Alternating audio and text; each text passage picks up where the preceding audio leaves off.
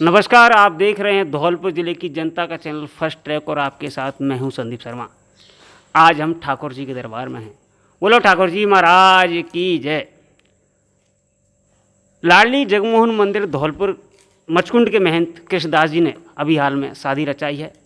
इसे लेके जिले भर में बखेड़ा है। लोग तमाम तरह के सवाल खड़े कर रहे हैं, सोशल मीडिया पर भी कमेंट कर रहे हैं। तो आज हमारे साथ हैं लाडली जगमोहन मंदिर के महंत कृष्णदास जी।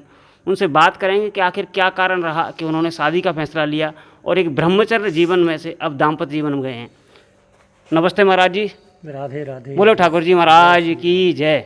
जी, महाराज जी, आपकी उम्र करीब 50-55 साल होगी और मेरी उम्र 48 साल है।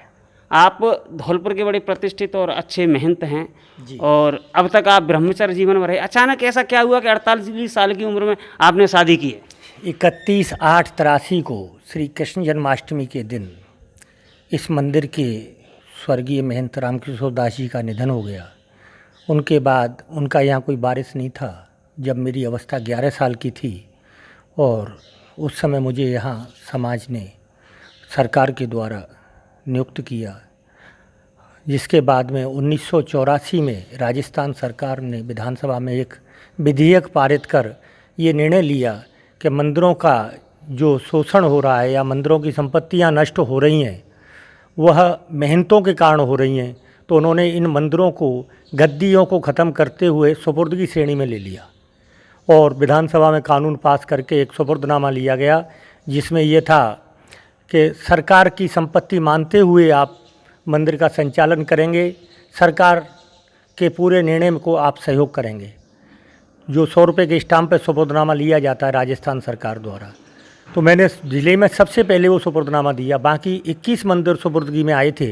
21 में से एकमात्र लाडली जगमोहन मंदिर था जिसका सुपुर्दनामा राजस्थान सरकार को मेरे द्वारा दिया गया।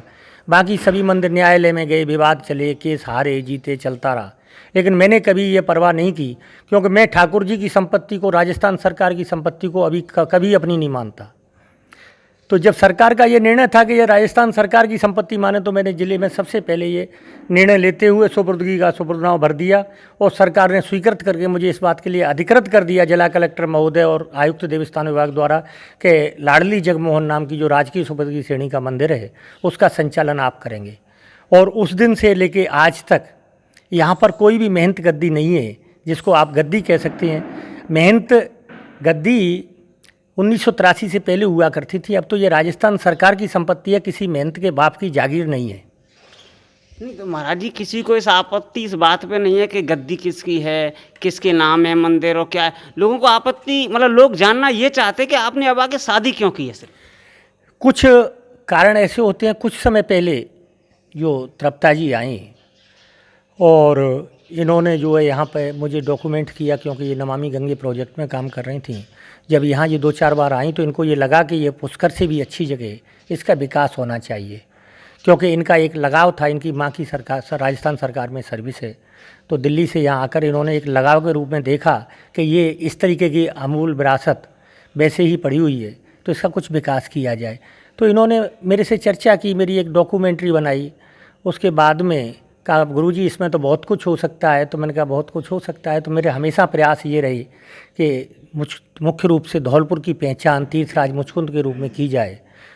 लेकिन यहाँ 2-4 बार जब ये आई तो इनकी भी एक समस्या थी। इन्होंने मुझे जन्मपत्री दिखाई कि महाराज जी मैं काफ़ी लंबे समय से परेशान हूँ। तो मैंने इनको कहा, मैंने कहा आपका कुंडली में योग अच्छा बनता है, क्योंकि ज्योतिष थोड़ा बहुत मैं देख लेता हूँ। तो मैंने उनको कहा, मैंने कहा कुंडली में योग अच्छा बनता है, अभी शादी का आपका योग है। बोले महाराज जी शादी की तो मैं मानस में ही नहीं हूँ, मेरी रुचि अध्यात्म में है। मुझे तो आप एक कुटिया दे दें यहाँ, जहाँ मैं भजन कर लूँ कभी कभी आके, बाकी तो मुझे मूल रूप से प्रोजेक्ट पे काम करना है। और हो सका तो धौलपुर का एक विकास के लिए बहुत अच्छा एजेंडा बनाएंगे और कुछ जीवन में मैं ऐसा करना चाहती हूँ जिसको भविष्य में लोगों के लिए एक उदाहरण बने। तो मैंने कहा ठीक है, आप आओ, किसी भी रूप में आओ, बेटी के रूप में आओ, बहन के रूप में आओ, किसी भी रूप में आ सकती हैं।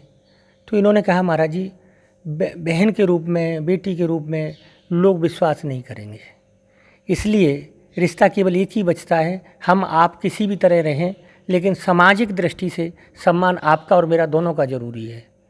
तो सम्मान रखने के लिए हमें ये रिश्ता सबसे बढ़िया लग रहा है। आप कहीं भी रहें, कैसे भी रहें, मैं अपने प्रोजेक्ट पे काम करूँगी, आप अपने आश्रम पे काम करोगे, लेकिन यहाँ मचकुंड में कुछ अच्छा कर सकें, इसके लिए मेरा उद्देश्य था। और इसीलिए मैंने इनको कहा, मैंने कहा ठीक है, लेकिन सामाजिक रूप से मैंने इनको स्वीकार किया। ये मेरा उद्देश्य था। 48 साल की मेरी एज है। शादी करता तो मैं आज से 25 साल और 20 साल पहले कर सकता था। शादी मेरा उद्देश्य नहीं है।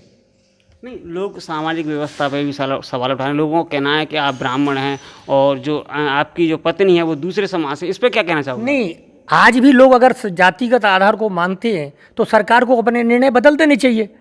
सरकार अंतर्जातीय विवाह की सलाह देती है, ठीक है ना। और समाज में क्या पहली बार ऐसी शादी हुई है कि जो अंतर्जातीय हो? ये लोग तो जैसे जिस प्रोजेक्ट पे ये काम कर रहे हैं, एक तरफ आरएसएस के लोग इसमें टिप्पणियां जो कर रही हैं कुछ, उनको आप मैं जवाब देना चाहता हूं, क्या आरएसएस जाति पाति को मानती है आज? एक तरफ उनके मोहन भागवत जी स्टेटमेंट देते हैं कि हम जाति पाति के बिल्कुल विरोधी हैं, दूसरी तरफ आरएसएस के लोग ही टिप्पणियां कर रहे हैं। उनकी फेसबुक पे आप देखिए कि वो जो है जाति पाति की बात कर रहे हैं। जातिगत आधार को आज भी मूल स्वरूप लोग मान रहे हैं। हम जाति को नहीं मानते, समाज को मानते हैं।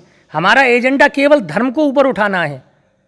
हम जाति पाति हमारा उद्देश्य नहीं है। और जाति में मानते हैं तो मुझे ये ब्राह्मण किस दृष्टि से मानते हैं?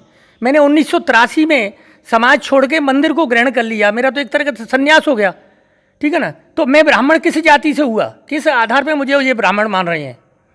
या किस आधार पे उस बच्ची को, जो बच्ची जिससे मैंने स्वीकार किया है, वो मुझसे पहले एक ब्राह्मण बालक के साथ ही उसकी शादी हुई थी और आज से 10 साल 11 साल पहले हुई थी। तब जाति कहाँ गई थी? क्या पहली बार ऐसा हो रहा है कि जाति में शादी हो रही है, अंतर्जातीय शादी हो रही है? अगर अंतर्जातीय शादी गुनाह है तो ये निर्णय सरकार को बदल देना चाहिए।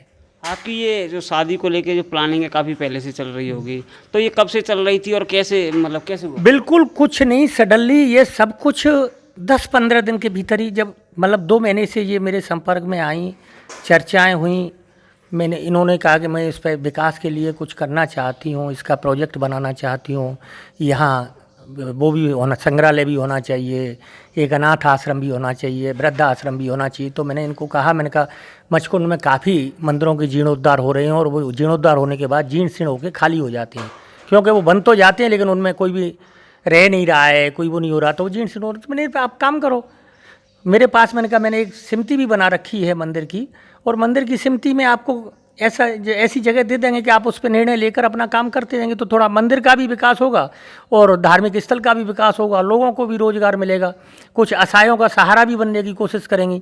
तो इन्होंने मुझे ये कहा कि मेरे पास जो कुछ भी है मैं इस प्रोजेक्ट में लगा दूंगी। अब जैसे मैं सोशल मीडिया पे देख रहा था, कुछ लोग टिप्पणी कर रहे हैं कि ठीक है, कल हमने ब्रेकिंग भी चलाई शायद, तो ये उसका असर है। लोगों ने कहा है कि ठीक है, आपका शादी आपकी निजी ज़िंदगी है, इससे हमें कोई लेना देना नहीं है, लेकिन आप जिस गद्दी पे बैठे हो उसका ये नियम है कि उस गद्दी पे ब्राह्मण बालक बैठेगा। जो मुझे इसका पक्का नहीं पता, पर जो मैं पढ़ रहा हूँ, ब्राह्मण बालक बैठेगा, साथ में वो अविवाहित होना चाहिए, और लोग ये मांग करें कि आप गद्दी छोड़ें। तो इसमें वास्तविकता क्या है, कि क्या नियम है? जब गद्दी है ही नहीं तो छोड़े क्या? ये तो इनको सरकार को एक लिखित में देना चाहिए। कुछ लोग नहीं कर रहे हैं, कोई समाज ये नहीं मांग नहीं कर रहा, ना तो ब्राह्मण समाज कर रहा है, ना अन्य समाज कर रहे हैं, समाज कोई भी मांग नहीं कर रहा है। ये कुछ जले कुड़े लोग जिनको मेरे से पर्सनलिटीज है वो लोग मांग कर रहे हैं, बाकी कोई नहीं कर रहा है। और उनको भी मैं कहता हूं कि निश्चित रूप से वो जाकर प्रशासन से मांग करें कि मुझे गद्दी से हटाने की कृपा करें, ठीक है ना। क्योंकि मैं जब गद्दी पे हूँ ही नहीं तो वो हटाएंगे क्या? ये राजस्थान सरकार की संपत्ति है, मेरे बाप की संपत्ति नहीं है, और राजस्थान सरकार की ही संपत्ति रहेगी ये। जब भी राजस्थान सरकार चाहे मैं हटने को तैयार हूँ।